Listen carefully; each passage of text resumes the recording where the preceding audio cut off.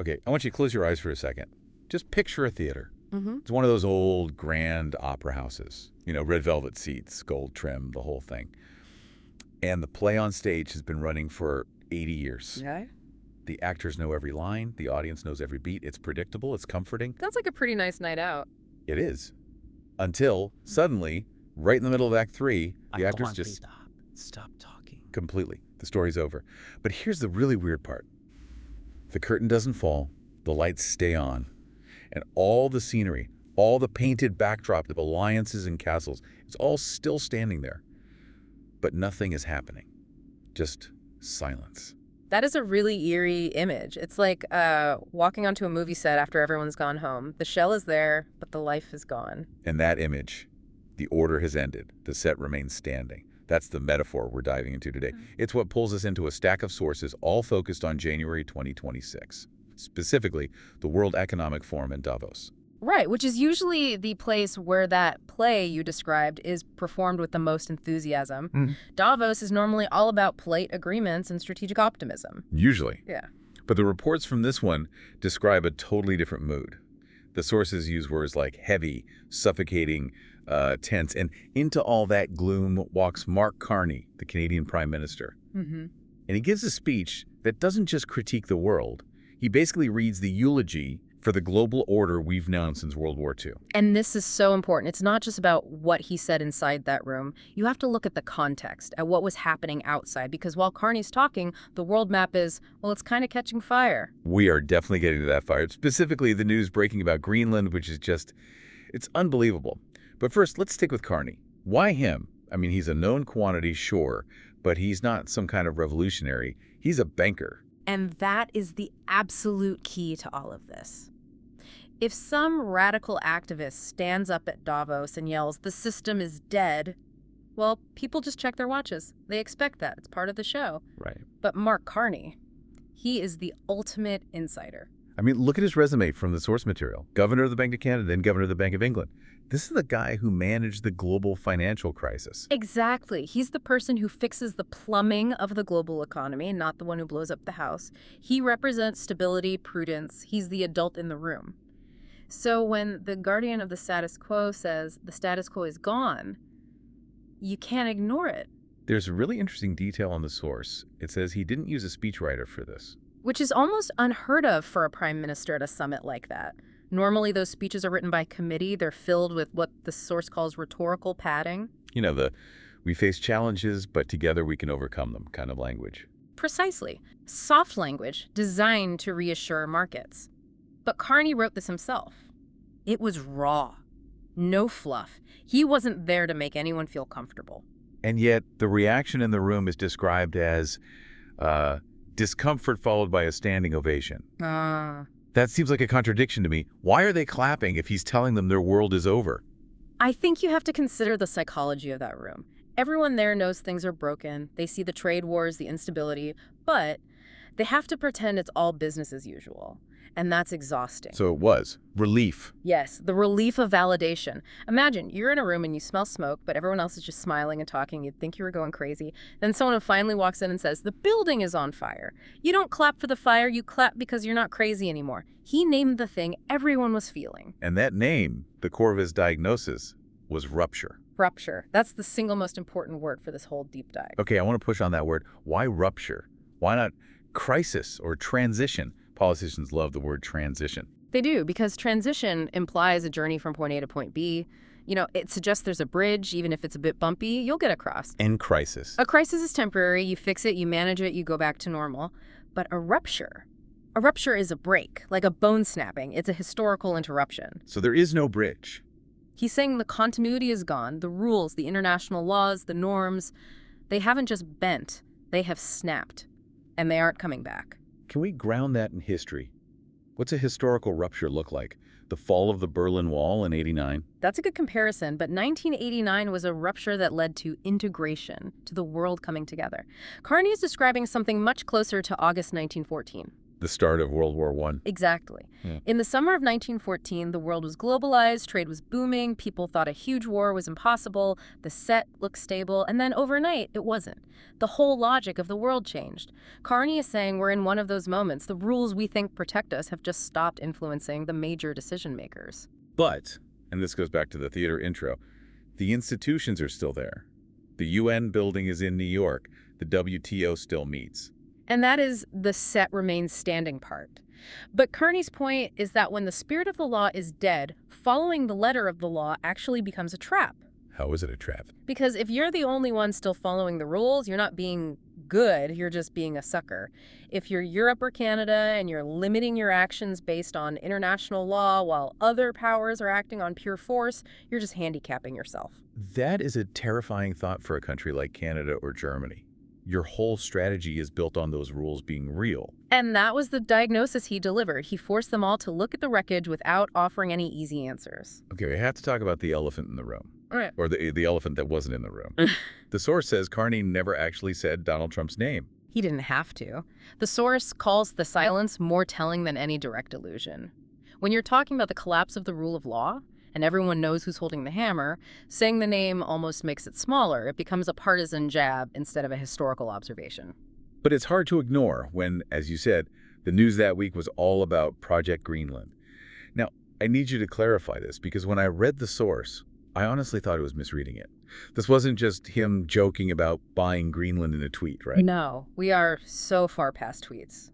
The sources refer to credible reporting that the U.S. president had ordered the Joint Special Operations Command, JOC, to prepare an operational invasion plan for Greenland. An invasion of a NATO ally's territory. Yes, to secure resources, strategic positioning, and at the same time, you've got these maps circulating, some even being shared by administration officials, where Canada is just absorbed into the U.S. I mean, just pause there for a second. That sounds like a bad video game plot. It does. And that feeling of disbelief you have, that's the old set still standing in your mind. You're thinking, the U.S. doesn't invade its allies. That's against the rules. But Carney's whole point is, the rules are gone. So this Greenland news isn't some weird sideshow. It's proof of the rupture. It's Exhibit A. In the old order, you negotiate. In this new reality, if you have the power to take something and you want it, you just take it. And on top of that, the source says new tariffs were being announced against Europe. It was a multi-front assault. The source has this really useful concept to explain this. It calls it the two languages of power. And this is key to understanding the chaos. Okay, so walk me through the two languages. Language one is the language of limits. This is what Europe, Canada, Japan speak. When they have a problem, they ask, what does the treaty say? What are the boundaries? What are we allowed to do? It's the language of the rule book. Exactly. Language two is the language of force. It doesn't see boundaries. It sees things to push against until they break. It just asks, what can I get away with? And when language one tries to talk to language two. You get total chaos. One side is reading a legal brief, and the other side is tearing pages out of the book to start a fire. The side with the rule book isn't just losing, they're confused. They're waiting for a referee to blow a whistle. But the referee's gone home. The referee never existed. It was just an idea we all agreed on. This brings us to the wake-up call. Carney had a line in the speech that apparently sent a shiver through that room. He said, if you're not at the table, you're on the menu. It's a classic saying in diplomacy, but it's usually said with a bit of a chuckle. This time, it wasn't a joke. It was a direct warning. And who was he warning? Not the U.S., right? No, and that's the really brilliant part. He wasn't yelling at Washington. He was holding up a mirror to Europe and the other middle powers. He was attacking what the source calls the pedagogy of accommodation. Pedagogy of accommodation. That's a fancy way of saying being a doormat. Pretty much, yeah. It's this deep belief among many Western allies that if you're just docile, if you don't rock the boat, you'll be safe. That being nice is a security strategy. It's a kid handing over his lunch money hoping the bully won't hit him. Exactly. And Carney is saying that is false. Docility doesn't buy you security, it just postpones the pain. He's telling them that their inertia, their whole diplomacy of not bothering anyone, has become a massive vulnerability. And it sounds like Europe heard him. We saw Ursula von der Leyen, the European Commission president, saying similar things around the same time. Yes.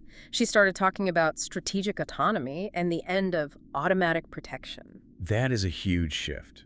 For 70 years, the deal was simple. Europe stays in line, America protects it. And that insurance policy has been canceled. There was this sudden realization at Davos that prolonged dependence makes you fragile. If you rely on someone else for your safety, and that someone starts looking at your territory on a map, you're in very big trouble. So we have the diagnosis, rupture. We have the threat. Did Carney offer any kind of solution? Because this is normally the part where a politician says, and here's my 5-point plan. And that's exactly where he broke the mold. He offered no bright futures, no easy consolations. He didn't promise things would go back to normal. Which is honestly terrifying, but also kind of refreshing. He treated them like adults. Instead of false hope, he laid out a strategy, and it was all about coordination among middle powers and flexible alliances. What does a flexible alliance even mean? It means you stop relying on the big, slow, formal institutions. If the UN is paralyzed, you don't wait for it. You form smaller, faster groups based on shared interests. Canada, France, Japan, the UK, they start working together on specific issues, not because of some old treaty, but out of necessity. So it's a move from institutionalism to pure survivalism. It's about accepting that you can't just repeat the old rules like a prayer and hope they save you. You have to actually build new things that can withstand the pressure. This brings us to the part of the speech that I found the most surprising, especially coming from a central banker. He started quoting Václav Havel. The Czech dissident who became president? Yeah, it's a fascinating pivot. So why Havel? Why reach back to a guy writing about Soviet communism in the 70s to talk about the global order in 2026? Because Carney understood that the problem isn't just military or economic, it's philosophical. He referenced Havel's great essay, The Power of the Powerless. I've heard the title, but I've never read it. What's the connection? Well, it all goes back to this central story Havel tells, the story of the greengrocer. Okay, tell me about the greengrocer. Havel asks you to imagine a greengrocer living under a totalitarian regime. Every morning, among his onions and carrots, he puts up a little sign that says, "Workers of the world, unite." And does he believe in it? Probably not. He might not care at all, but he puts it there because everyone does. If he doesn't, he gets in trouble. He does it to signal his submission, to say, "I am afraid, and therefore I am obedient." So it's a lie everyone agrees to live by. Exactly. But here's Havel's big insight. The regime's power doesn't just come from the top. It comes from the millions of greengrocers all agreeing to put that sign in the window. The system is sustained by their resigned acceptance. So power is just a shared fiction. It only works if we all play along. Precisely. Now, apply that to global politics in 2026. Who's the greengrocer? The middle powers, Europe, Canada.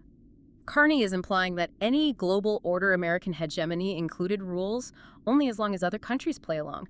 As long as they keep putting that sign in the window that says, "We follow the old rules." That is a really powerful idea. Yeah. It suggests the middle powers aren't as weak as they think they are. It changes the entire equation. If they stop pretending, if they take down the sign, the whole edifice cracks. Carney was reminding them of a very uncomfortable truth. The strong only rule as long as the weak consent to being ruled. And he tied this to Havel's idea of living in truth. Right. For Havel, living in truth was the greengrocer simply taking the sign down, a small act of defiance that disrupts the whole game. Carney's version for the Davos crowd was, thinking clearly is also a form of action. In a world of so much noise and confusion, just seeing things for what they are is a revolutionary act. It's the only compass you have. When the play is over but the set is still standing, you have to stop pretending the actors are coming back. You have to look at the empty stage, at the rupture, and decide what to do based on reality, not nostalgia. It really reframes that standing ovation, doesn't it? They weren't cheering because they were happy. They were cheering because someone finally turned the house lights on. Sobriety. Clarity. In a world of wild gestures, he offered a moment of quiet precision. It was a call to maturity. Maturity. That feels like what's missing so often. Yeah. We just get panic or denial. It is. He didn't treat them like kids who needed to be told everything would be fine. He told them the old order is not something to be longed for. It's either replaced or it is endured. Replaced or endured. Wow. That's a stark choice. And that's where he leaves everyone. Not with a plan, but with a responsibility. The responsibility to stop lying to ourselves. It's amazing that a speech about geopolitics really ended up being about truth. Well, at the end of the day, all these global systems are just people agreeing to behave in a certain way. When that agreement breaks down, the only thing you have left is your own ability to see clearly. So to bring this home for our listeners, we're not at Davos. What does this rupture mean for us? I think it means we have to be really careful about our own inertia. It's so easy to assume tomorrow will look like yesterday just because the buildings and the websites all look the same. We assume the systems just work. But Carney is saying you have to check the foundations. Exactly. If the underlying logic has ruptured, then we can't rely on the automatic protection of the old world any more than Europe can. We have to be clear-eyed about risk. We have to stop acting like we're still in the old play. We have to figure out how to survive in the theater now that the script is gone. It just makes you think about how fragile it all is. We see these institutions and they seem so permanent, like stone. But he's saying they're just stories we all agree to believe in. And when the storyteller changes the genre from a drama to a farce, we have to stop waiting for the old narrator to come back. We have to start narrating for ourselves. That is a lot to think about. Mark Carney at Davos 2026, a moment where the silence was louder than the words. A really necessary deep dive into a very uncomfortable reality. Absolutely. We'll wrap it up there, but I want to leave you with one final thought, building on that Havel reference. So let's hear it. If power truly relies on our resigned acceptance, as Havel says, what happens the very moment the middle powers, or even us, just stop pretending the old rules still apply? Are we just watching the set finally start to fall down? And if it does, what's waiting behind the curtain? That is the question of the decade. Thanks for listening to The Deep Dive. We'll see you next time.